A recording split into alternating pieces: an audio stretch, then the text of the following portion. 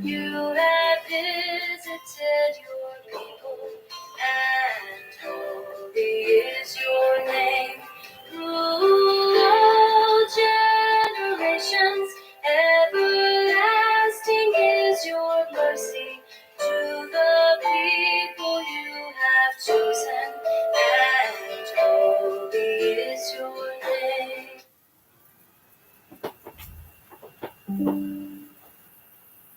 Good afternoon and welcome to Ben Shatliff on Sunday. Today is Sunday, January 26, 2025. Tomorrow marks 80 years since the liberation of the Nazi death camp Auschwitz. 30 years ago, when it was the 50th anniversary of the liberation of Auschwitz, I started to learn more about man's inhumanity to man. I'd not been taught anything about the Holocaust when I was at school, so all the stuff I know is what I've either watched on TV series or documentaries or various different things. And the message always then, back in 1995, to a 19-year-old Ben Shatliff was, this should never ever happen again. It should never ever be repeated. And very, very sadly to say that even before then it had been repeated. There's been many, many genocides around the world before and since the events of Auschwitz. And it happens now. It happens in Ukraine. It happens in Gaza. It's happened in Israel. It's happened in Yemen. And it's happened in many, many other countries of this world whilst we are speaking and people are tuning in today. We've seen genocide acts of evil right here in the United Kingdom. Only this week we've heard of knife crime once again. The atrocity, the pure evil, what happened in Southport last year. And a mother leaving her 4 children when going out shopping, and there was a house fire. So I will apologise in advance if this week's edition of Ben Shatliff on Sunday is not the upbeat and joyful like you would normally see, even touching on the news stories. But I find it very hard to put a smile on my face when I see the world that we're in now in 2025. I have said quite a few times over recent years that I'm glad I'm old enough, or young enough, but also old enough to remember how people used to respect each other. What is respect? People don't respect one another now the way they used to do when I was growing up as a young boy, unfortunately. But there are still elements there of people. People will stop and say to me, do you want to take my seat on the bus? I'm not old, at least I don't think I am. But it's not there all the time the way in which it used to be. Perhaps there is more of it than what we think. People don't always give way for one another when you're walking along the streets the way that they used to do. People were doing it more because of lockdown. But that respect that everybody should have for each and everybody should always be there. Now in a few moments I'm going to be reading part of one of today's readings from church. I've got the missile. We'll also look at the news stories affecting us on this Sunday. I will be remembering the victims of the Holocaust.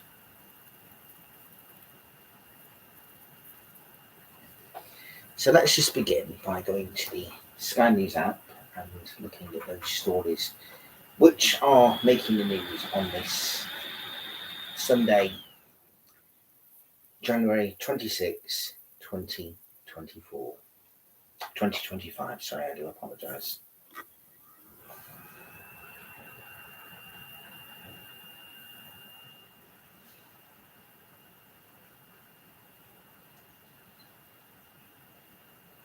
we know that the UK was embraced with severe weather with a storm on Friday. They're now saying a teenager dies after a tree falls on car, and fresh weather warnings issued ahead of Storm Emilia. But the Met Office weather warnings are in place across the UK today as the Spanish named Storm Emilia arrives in the UK and Ireland. The Met Office has warned the damage could be more widespread due to the impact of Storm Eowyn. As I say, a teenager has died after a tree falls on the car. A 19-year-old man has died after his car was struck by a falling tree in Moosleen in East Ayrshire. Police in Scotland have said the incident occurred at around 6:45 a.m. on Friday morning. They said a 19-year-old man was taken to Queen Elizabeth University Hospital in Glasgow for treatment, where he died yesterday.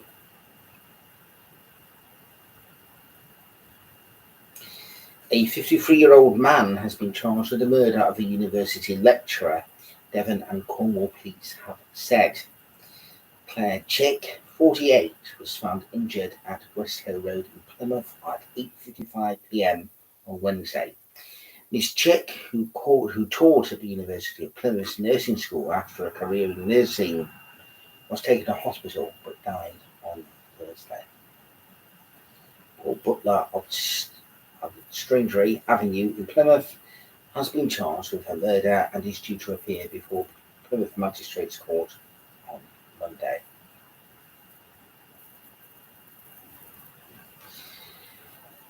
Newly elected US President Donald Trump has said he thinks Sir Keir Starmer has done a very good job so far and said the pair will speak over the phone over the next 24 hours.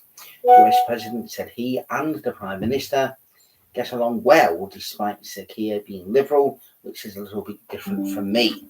But I think he's a very good person, Mr. Trump said. I think he's done a very good job thus far. He's represented his country in terms of his philosophy. I may not agree with his philosophy, but I have a very good relationship with him. Sir Keir previously met Mr. Trump for dinner at Trump Tower in New York in September, before he was elected president for a second time, and has held 2 pre-inauguration calls with him. Mr. Trump told reporters on Air Force One that his first international trip could be to the UK or Saudi Arabia, the first country he travelled to as president during his first term.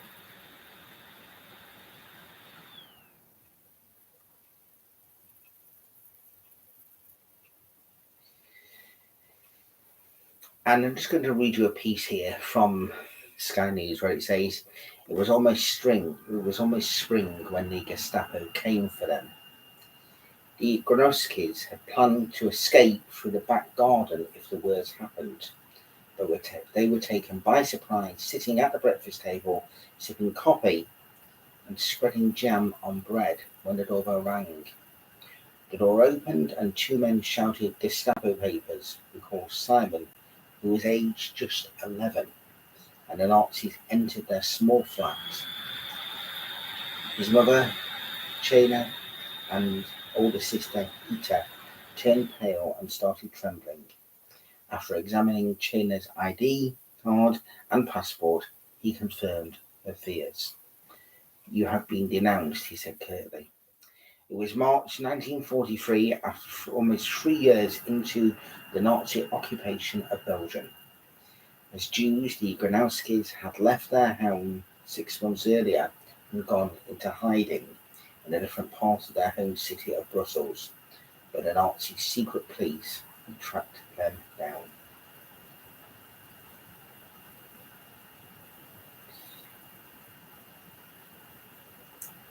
You can read more of that story on the Sky News app. And of course, it's not a very, like a lot of these stories, this is not always, this not a happy ending. It's totally not a nice story. Sometimes you can get stories of hope despite all evil atrocities and various different things. But like I say there, it's you can read that there on the Sky News app. Let's go to today's reading, which I mentioned in relation to today at church. Now, this is very, very important. The reason why I say this is very, very important is because we think of what is happening in our world today. We think of divisions over religion and land that happened in the Middle East. We think about all kinds of very different things which are going on and happening.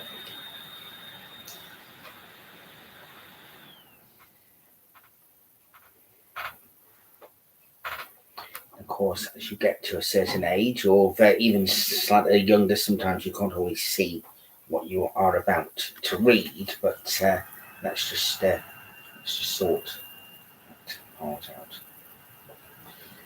Brothers and sisters, just as the body is one and has many members, and all the members of the body through many are one body, so it is with Christ.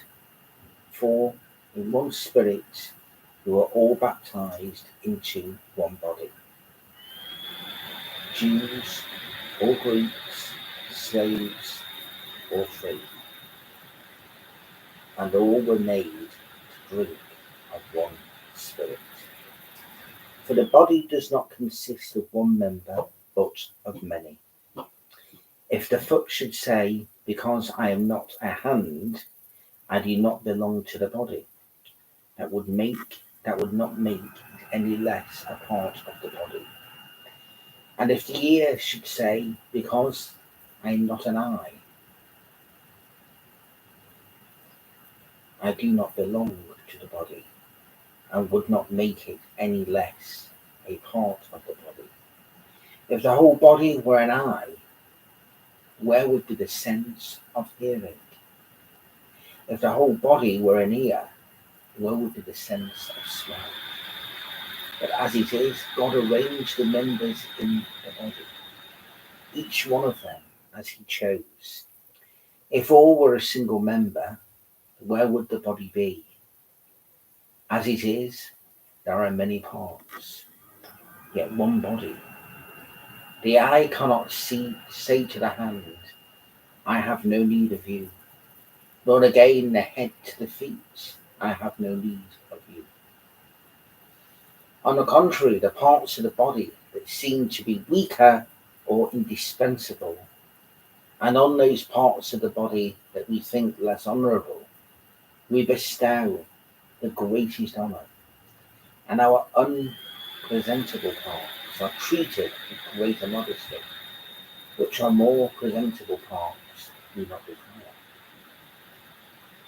But God has so composed the body, giving greater honour to the part that lacked it, that there may be no division in the body, but the members may have the same care for one another.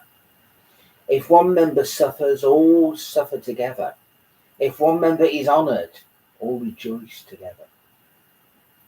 Now, you are the body of Christ and individually members of it. And God has appointed in the church first apostles, second prophets, third teachers, then miracles, then gifts of healing, helping, administrating, and various kinds of tongues. All are apostles, all are prophets, are all teachers, do all work miracles, do all possess gifts of healing, do all speak with tongues, do not interpret the word of the Lord. And that was a reading from the first letter of St. Paul to the Corinthians. Now,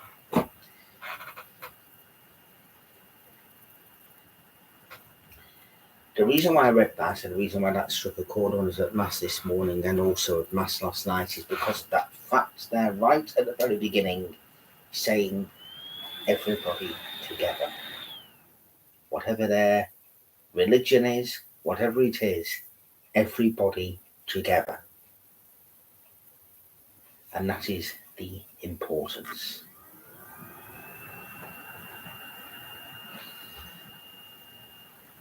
We think about the 6 million Jews who perished at the hands of the Nazis.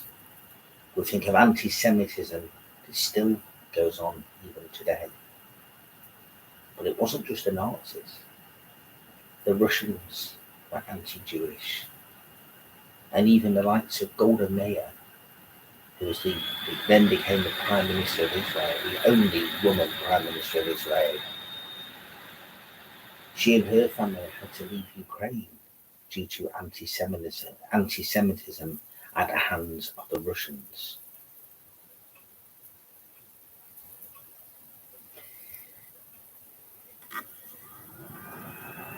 But we must also say as well that people being persecuted does not mean to say that they have to then persecute others as well. But also people have to defend after they have been attacked.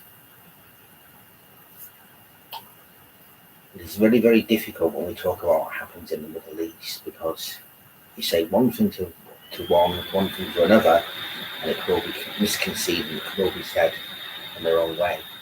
That's what I just want to say from that missile, from that Sunday missile. Let's just read that part again.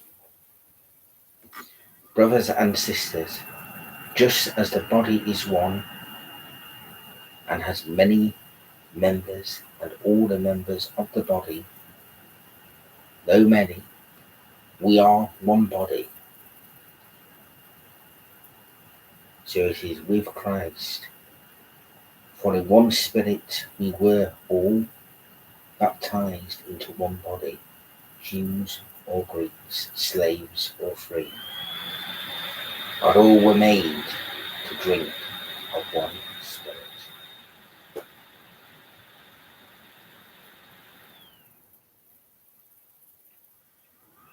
Today I changed the background specifically.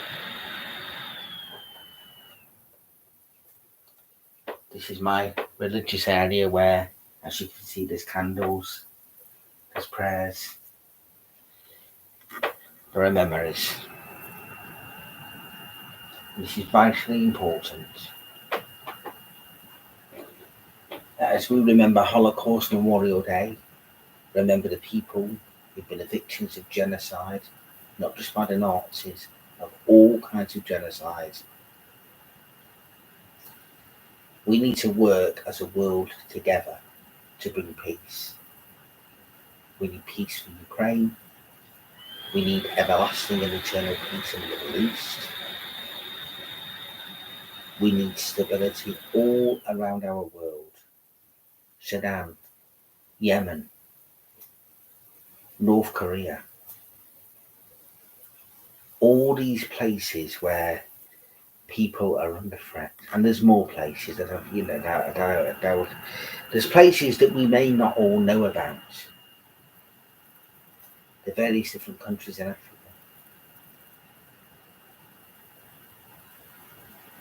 So let's have peace, stability, and freedom for the world. A world where there is no more acts of crime and violence. A world where everybody can be free, whatever their religion, wherever they are from, whether they're man, woman, whatever their religion is, whatever their sexuality, whatever. People should be free.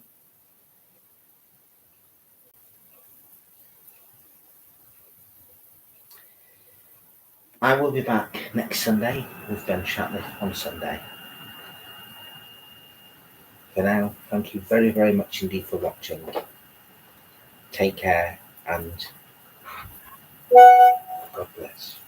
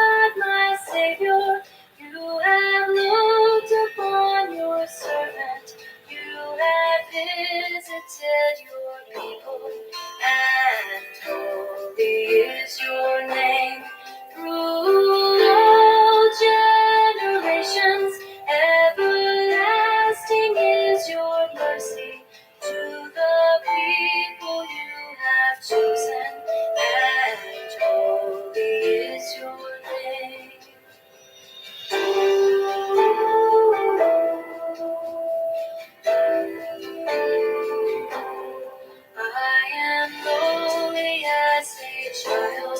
But I know from this day forward that my name will be remembered. For all will call me blessed, and holy is your name. Through all generations, everlasting is your mercy to the people you have chosen, and holy is your name.